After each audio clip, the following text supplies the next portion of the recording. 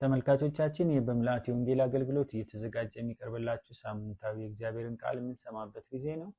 ባለፈው ሳምንት በሎጥ ሕይወት ዙሪያ ላይ ሰፋ ያለ ነገር ለማቅረብ ሞክሬያለሁ። አሁንም የዛውን ተከታይ የሆኑ ሐሳቦችን ለማየት እንሞክራለን። ያው በዘፍጥረት ምዕራፍ 11 ከቁጥር 22 ከቁጥር 27 እስከ 28 ባለው ክፍል ላይ ነው የጀመርነው። ሎጥ ማን እንደሆነ ሎጥ የሃራን ልጅ ወይም ደግሞ የአብርሃም የወንድሙ ልጅ እንደሆነ ለማየት ሞክረናል እና አባትየው ሎጥን ከወለደ በኋላ እንደሞተ እና በዘፍጥረት ምዕራፍ 12 ላይ ደግሞ ከአገርህ ከአባትህ ቤት ከዘመዶችህ እኔ ወደማሳየህ ምድር ውጣ ተብሎ አብርሃም ሲነገርለት የወንድሙን ልጅ ሎጥን ይዞት እንደወጣ እንመለከታለን። ምናልባት ለዚህ አብርሃም ለምን ይዞ ወጣ ለምን አልታዘዘም የሚል ጥያቄ ሊያስነሳ ይችላል። ሆኖም ግን አብርሃም ምናልባት የወንድሙ ልጅ ስለሆነ ምናልባትም የሙት የወንድሙ ልጅ ስለሆነ ይዞት ሊወጣ ይችላል። ወይም ደግሞ አብርሃም እና ሎጥ የተለየ ቁርኝትና ግንኙነት እንደነበራቸው የሚያሳይ ነገርም ሊሆን ይችላል ብለን ልንወስደው እንችላለን። በዘፍጥረት ምዕራፍ 13 ላይ ከዛ በኋላ ሲለያዩ እንመለከታለን እና ለመለያያቸው ምክንያት 3-4 ሐሳቦችን ለማየት ሞክረናል። በመጀመሪያው ክፍል ላይ ቪዲዮ ስለሚገኝ እሱን ከዛ ማየት ይቻላል እና አብርሃምና ሎጥ ተያይዘው እንደወጡት አብረው ሲቀጥሉ አንመለከትም፣ ሲለያዩ ነው የምንመለከተው። ከዛ በኋላ ሎጥን ውሳኔው እንዲወስን የገፉት ነገሮች ምንድን ናቸው? ያው አብርሃም ሲያስመርጠው እንመለከታለን እና አብርሃም አንተ ቀኙን ብትሄድ እኔ በግራ ሄዳለሁ፣ አንተ በግራ ብትሄድ እኔ በቀኝ ሄዳለሁ በሚል ምርጫ ሲሰጠው ነው የምንመለከተው። ከዚህ የተነሳ የገፉትን ነገሮች ደግሞ እናያለን። በሱና በአብርሃም መካከል የተፈጠረው አንዱ ችግር ነው የገፋው ነገር። ሁለተኛ ደግሞ በሰዶም ልምላሜ በመማረኩ ነው እነዚህን ውሳኔዎች ሲወስን የምንመለከተው፣ ወይም ደግሞ በሰዶም ምድር ሄዶ ለመኖር ውሳኔ ሲወስን የምንመለከተው በዚህ ምክንያት ነው። ከዛ በኋላ ምርጫውና ውሳኔ ያመጣው መዘዝ ደግሞ እንደነበረ ለማየት ሞክረናል። የመጀመሪያውን ሐሳብ ያየነው ነገር የሰዶም ሰዎች ክፉዎችና በእግዚአብሔር ፊት ኃጢአተኞች እንደነበሩ መጽሐፍ ቅዱስ ይነግረናል። ስለዚህ ምንም አይነት ማህበራዊ መስተጋብር ማድረግ የሚችሉ የነበሩ ሰዎች አልነበሩም። በጣም ክፉ የሚባሉ አመፀኛ የሚባሉ አይነት ሰዎች እንደነበሩ እና ለሎጥ መንፈሳዊ ሕይወት በጣም ፈተና የነበሩ አይነት ሰዎች ነበሩ። ወዳጅ መሆን የሚችሉ አይደሉም፣ አማካሪ መሆን የሚችሉ አይደሉም እና በጣም አስቸጋሪ ሰዎች ናቸው።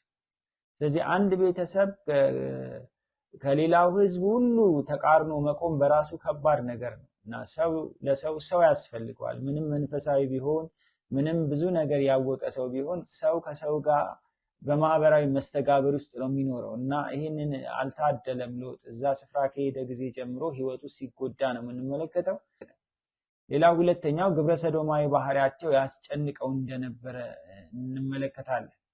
እነዚህ ሰዎች እነዛ አብርሃም ጋር መጥተው የነበሩ 3 ሰዎች እንግዶችን አድርጎ ሊቀበላቸው ሎጥ በፈለገ ጊዜ ምን ያህል እንዳስቸገሩት ሲታወሩ እንኳን መታወራቸው ሳይገዳቸው እነዚህን ሰዎች አውጣቸውና እንደፍራቸዋለን የሚል ነገር ውስጥ ሲገቡ እንመለከታለን እና ሎጥ ከጭንቀቱ የተነሳ በነበሩት 2 ወንድ የማያውቁ ደናግል ልጆች ላይ ሲደራደር እንመለከታለን። በጣም ስለተቸገረ ማለት ነው። ስለዚህ መራራ ባህሪያቸው በጣም አስጨንቆት እንደነበረ መጽሐፍ ቅዱስ ይነግረናል። ሶስተኛ የምናየው እግዚአብሔር ለነፍሱና ለልጆቹ ነፍስ ቢራራም ለዘመናት ያፈራውን ሀብት ግን ይዞ ሲወጣ እንመለከትም። እንግዲህ ወደ ሰዶም ምድር የሄደበት ዋናው ፐርፐዝ እንደ ኤደን ገነት አምሳል የነበረችውን የሰዶም ምድር በመቀላቀል እዛ በኋላ ደግሞ እዛ ለከብቶቹና ለራሱ የሆነው ነገር አገኛለሁ ብሎ በልምላሜያ ተማርኮ ነበር የሄደው። ይሁን እንጂ እንዳሰበው ነገሮች ሲሆን ግን አንመለከትም እና ምንም ያቺ ምድር በእሳት በምትቃጠልበት ጊዜ ምንም አይነት ሀብት ንብረት ይዞ ሲወጣ አንመለከትም። ኢቭን እረኞቹ እንኳን ስለመውጣታቸው የሚናገር ነገር አናገኝም። ምናልባትም እዛ ሰለባ ሆነው ሳይቀሩ አልቀረም። አራተኛ እና ዛሬ የምናየው ነገር ደግሞ ምንድነው? የሎጥ ሚስት የራሷ ያለመታዘዝ እንደተጠበቀ ሆኖ በሎጥ ውሳኔ ወደ ሰዶም መሄዷ ያው ሕይወቷ እንድታጣ ዳርጓታል። እዚህ ጋር የምንመለከተው ነገር በእርግጥም ያው የራሷ አልታዘዘችም። ዞር እንዳትሉ ያው የሰዶም ምድር እሳት እየዘነበባት ባለባት ሰዓት መልአኩ ይዟቸው እንደወጣ መጽሐፍ ቅዱስ ይነግረናል። ይዟቸው ሲወጣ ከዚህ በኋላ ዞር ሳትሉ ከፊት ለፊታችሁ ወዳለችው ተራራ ውጡ ወይም ደግሞ ከተማ ውጡ ብሎ በተነገራቸው ሰዓት የሎጥ ሚስት ዞር በማለቷ የጨው አምድ ሆና እንደቀረች እንመለከታለን። ይሁን እንጂ ያው መጀመሪያ ሲነሳና ሲመርጥ ግን የሰዶምን ምድር የመረጠው ሎጥ ነው። ስለዚህ በሚስቱ ህይወትም የራሱ የሆነ መጥፎ አሻራ እንዳሳረፈ ነው የምንመለከተው።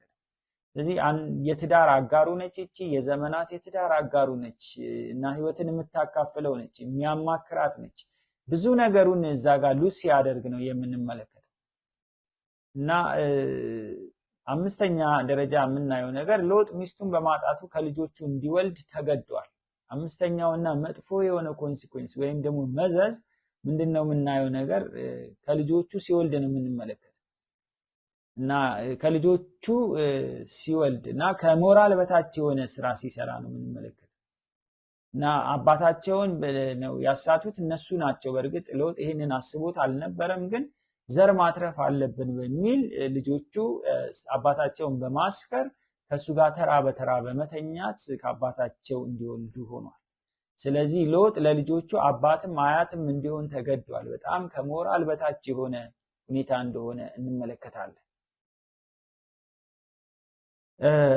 ሌላ ስድስተኛ ደረጃ የምናየው ነገር ከልጆቹ የወለዳቸው ልጆች ሞዓብና አሞን ናቸው። በጣም የሚያሳዝነው ነገር የእስራኤል ታሪካዊ ጠላት የሆነ ዘር ሲፈጠር ነው የምንመለከተው። እዚህ ጋር ነው የአብርሃምም ስህተት ጎልቶ የሚታየው። ለእስራኤል ለዘመናት ጠላት ሆነው የቀጠሉትን ሞዓብና አሞን የተወለዱት ከሎጥ ነው።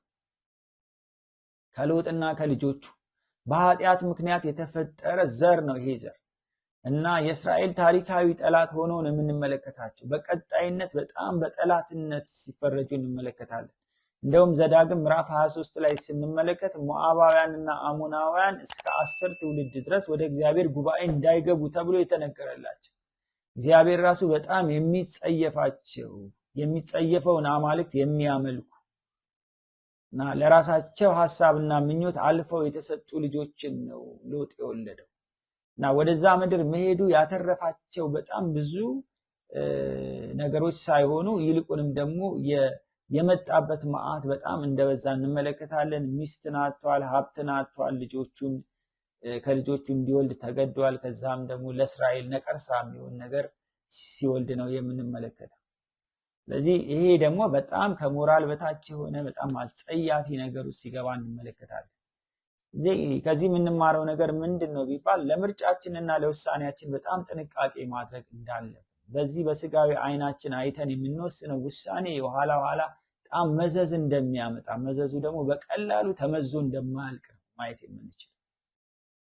ሌላው የምንመለከተው ነገር አብርሃም በሎጥ ህይወት የነበረው ሚናስ ምን ነበር? ያው የመጀመሪያውን ነገር የምንመለከተው ያው የራሱ የሆነ ኮንሲኩዌንስ ቢያመጣም ግን ለሎጥ ጠቃሚ ሆኖ ነው የምናገኘው። ምክንያቱም አብርሃም ሎጥ እግዚአብሔርን እንዲያውቅ ረድቶታል። አብርሃም ሎጥን እግዚአብሔርን እንዲያውቅ ከእግዚአብሔር ጋር እንዲተዋወቅ የሰማውን ነገር በመንገር ለእግዚአብሔር መገዛት እንዳለበት አብርሃም ስለ እግዚአብሔር ሼር ሳያደርገው አይቀርም። ምክንያቱም መጽሐፍ ቅዱስ ጻድቅ እንደሆነ ስለ ሎጥ አዲስ ኪዳን ጸሐፊዎች ወይም ጴጥሮስ ይናገራል። ሁለተኛ አብርሃም የነበረው ሚና ኮሎዶጎሞር የተባለው ንጉስ ሎጥን ማርኮት ነበር። ኮሎዶጎሞር የተባለው ንጉስ በዛ አካባቢ እየወረረ ኢንቬድ እያደረገ ንብረታቸውንና ሀብታቸውን እየወረረ በሚሄድበት ሰዓት የሎጥን ሀብት ንብረት እና ሚስቱን ልጆቹን ይዞ እንደሄደ ነው የምንመለከተው። ስለዚህ በዘፍጥረት 14 ከ15 እስከ 16 ላይ ይህንን ታሪክ እናገኛለን። እና በዚህ ጊዜ ግን አብርሃም በቁጭት የወንድሙ ልጅን መማረክ በሰማ ሰዓት 318 ባሪያዎችን ይዞ በሌሊት ተጉዞ ከኮሎዶጎሞር ጋር ተዋግቶ እንደታደገው እንመለከታለን ሎጥ። ስለዚህ ሎጥ በአብርሃም የነበረው ሚና ቀላል የሚባል አይደለም። ሎጥ አብርሃም አጎቱ በመሆኑ በጣም ተጠቃሚ ሰው እንደሆነም እንመለከታለን። ለነበራቸው ግንኙነት መስዋዕትነት የሚከፍል ሰው ነው አብርሃም። ስለዚህ በሎጥ ህይወት ውስጥ ትልቅ ሚና ሲያደርግ እንመለከታለን። እኔና እናንተ በሌሎች ሰዎች ህይወት ውስጥ ምን አይነት ሚና አለን? ሰዎች በተለያየ እስራቱ ሲሆኑ ምን ያህል ተዋክተን እነሱን ለመታደግ እንሞክራለን። በአብርሃም ሕይወት ውስጥ የነበረው ሚና በጣም ቀላል አልነበረም። ሶስተኛው አብርሃም በሰዶም ጥፋት ጊዜ ስለ ሎጥ ማልዶለታል። ዘፍጥረት ምዕራፍ 18 ላይ ሄደን ስንመለከት ያው እነዛ ሶስቱ ሰዎች መጀመሪያ ወደ ሎጥ ከመሄዳቸው በፊት አብርሃም ቤት ነው የነበሩት። ስለዚህ መጨረሻ ላይ አብርሃም ምልጃ ይጀምራል። 50 ሰዎች በዚያ ብታገኝ ታጠፋታለህ ወይ የሰዶም ምድር? 40 ሰዎች አመድና ትቢያ ሲሆን አንድ ጊዜ ከእናንተ ጋር መናገር ጀመርኩ እባካችሁ ስሙኝ እያለ ስለ ሎጥን ታሳቢ አድርጎ በዛ ስፍራ ላይ ጻድቅ በጽድቅ ይኖር እንደነበረ ስለሚያውቅ እሱን ለመታደግ የምልጃ ጸሎት የምልጃ ጥያቄ ሲያቀርብ እንመለከታለን። ስለዚህ አብርሃም ለሎጥ የምልጃም አገልግሎት እንዳገለገለ የምንመለከታለን። ሌላው የሎጥ የህይወት ጥንካሬስ ምን ነበረ ብለን ደግሞ መመልከት ይገባናል። ሎጥ ብዙ ድካም ቢኖርበትም የወሰነው ውሳኔ መልካም ያልነበረ ቢሆንም የወሰነው ውሳኔ ደግሞ መጥፎ ነገር እንዲያጭድ ቢያደርገውም በሌላ በኩል ደግሞ ስንመለከት ሎጥ ውሳኔው ትክክል ባይሆንም ግን በሰዶም ምድር ነፍሱን አስጨንቆ ይኖር ነበር ይላል መጽሐፍ ቅዱስ። በጣም በኃጢአት ላለመኖር ያደረገው ትግል ቀላል አልነበረም። በዛ ስፍራ ላይ በእርግጥ በራሱ ምርጫ ነው የሄደው፣ ግን ከሄደ በኋላ ባለው ነገር ደስተኛ አልነበረም። ስለዚህ ራሱን ህይወቱን ጠብቆ ለመኖር ያደርገው የነበረው ተጋድሎ ቀላል አይደለም። ሁለተኛ ጴጥሮስ ምዕራፍ 2 ቁጥር 7 እና 8 ጴጥሮስ ስለ ሎጥ ሲናገር በኃጢአተኞች ምድር ነፍሱን አስጨንቆ ይኖር ነበር ይለናል። ስለዚህ ሎጥ ምን አይነት በጽድቅ ይኖር እንደነበረ ግብረ ሰዶማዊነትን በጣም ይጸየፍ እንደነበረ እንመለከታለን። ዛሬ ምድራችንን ያስጨነቀው አንድም ግብረ ሰዶማዊነት፣ በተለይ የሰለጠኑት ዓለሞች ወደ አፍሪካ እንኳን ለማዛመት የሚፈልጉት ነገር ይሄንን ግብረ ሰዶማዊነት ነው። በአሜሪካ የምትገኘው የሉተራን ቤተክርስቲያን በተለይ ግብረ ሰዶማዊነትን የተቀበለችው ቤተክርስቲያን የእምነት አንቀጿን እንኳን እስከ መለወጥ ደርሳለች። እኛ ሰማይና ምድርን በፈጠረ ጾታ በሌለው በእግዚአብሔር እናምናለን የሚል ነገር ሲያደርጉ እንመለከታለን። እና ለዚህ ጸያፍ ነገር ዛሬ ድረስ መራራ የሆነ ዘር ዘርተው የሄዱ ሰዎች ሰዶማውያን ናቸው። ስለዚህ በዚህ በሰዶም ምድር ላይ ግን እሱ በኃጢአተኞች ምድር ላይ ነፍሱን አስጨንቆ ይኖር እንደነበር እንመለከታለን። ብዙ አመፀኞች ባሉበት ስፍራ ላይ ጻድቅ ሆኖ መገኘት በራሱ ቀላል አይደለም። ሰው ሁሉ አመፀኛ፣ ሰው ሁሉ ክፉ፣ ሰው ሁሉ የማይገባ ነገር በማድረግ ህሊናውን የሸጠ ሰው ባለበት ምድር ላይ ጻድቅ ሆኖ መኖር በጣም ቀላል የሚባል ነገር አይደለም። ሁለተኛ የምንመለከተው የሎጥን ጥንካሬ፣ ሎጥ እንግዶችን የመቀበል ህይወት ነበረው።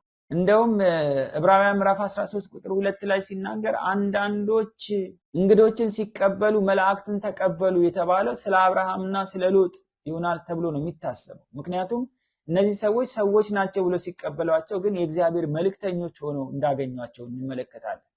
አንዳንድ ሰው ሲናገር በሶስቱ ስላሴ ይመሰላሉ ይላል፣ ሌሎች ደግሞ መላእክት ናቸው ይላል። ብቻ ከእግዚአብሔር የተላኩ ወይም ደግሞ መላእክት ሊሆኑ እንደሚችሉ መገመት ይቻላል። ስለዚህ እንግዳን የመቀበል ያለውን ነገር የማካፈል የመቆረስ ህይወት እንደነበረው ሎጥን እንመለከታለን።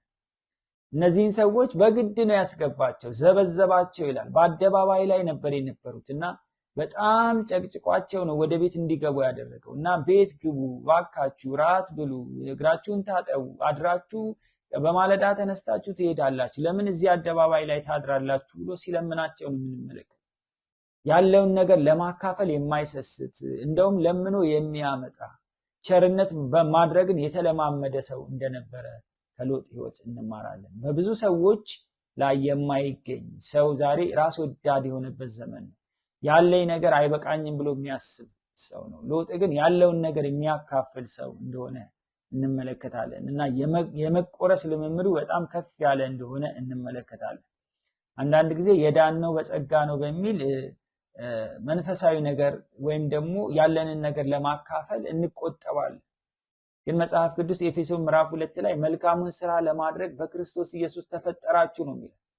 ስለዚህ ለተፈጠርንበት ዓላማ እንድንኖር የእግዚአብሔር ሐሳብ መሆኑ ገብቶን እንደ እግዚአብሔር ሐሳብ ልናደርግ ይገባናል። ምክንያቱም ክርስትና ኑሮ ነው። በሎጥ ህይወት ውስጥ እንግዳን የመቀበል ሰዎችን ትሪት የማድረግ በፍቅር የመያዝ ያለውን ነገር በመቆረስ በንግግር ሳይሆን እወድሃለሁ በሚል ቃላት ብቻ ሳይሆን በተግባር መግለጥ የሚችልም ስብዕና የነበረው ሰው ነው ሎጥ። ስለዚህ ዛሬ በህይወታችን የሎጥ ህይወት አለን ወይ? ልምምዱ አለን ወይ? ሰዎች ሲቸገሩ ያየን ፊታችንን አዙረን ነው ወይ የምንሄደው ወይስ ያለንን ነገር እናካፍላለን? ስለዚህ በሎጥ ህይወት ውስጥ በጣም ብዙ ነገር እንማራለን። በሎጥና በአብርሃም ግንኙነት ብዙ ነገሮችን ለማየት ከዚህ ክፍል ላይ ሞክረናል። ከዚህም ባሻገር ደግሞ ምርጫና ውሳኔ የሚያመጣው መዘዝ ቀላል እንዳልሆነም ለማየት ሞክረናል። እዛ በተረፈ ደግሞ አብርሃም በሎጥ ህይወት ውስጥ የነበረው ሚና ያው ቀላል እንዳልነበረ ከአብርሃም ህይወት ውስጥ የምንማረው ነገር እንደነበረ አይተናል። እንደገናም ደግሞ ሎጥም የራሱ የሆነ ጠንካራ ነገርም እንደነበረው ለማየት ሞክረናል። የሰማነውን ቃል ይባርክልን። በሚቀጥለው ሳምንት በሌላ ፕሮግራም እስክንገናኝ ድረስ ጌታ ይባርካችሁ። ተባረኩ። አሜን።